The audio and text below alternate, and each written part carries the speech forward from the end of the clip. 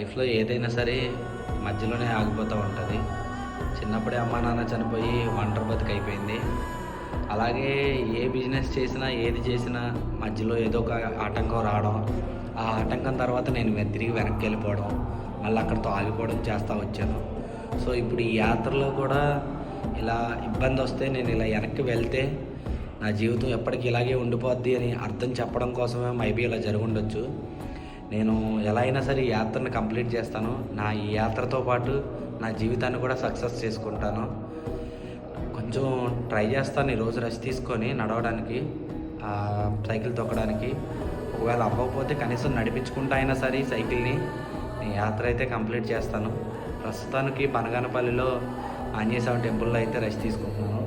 ఇక్కడ రూమ్ ఇచ్చారు, ఈ రూమ్లో అయితే రెస్ట్ తీసుకుంటున్నాను.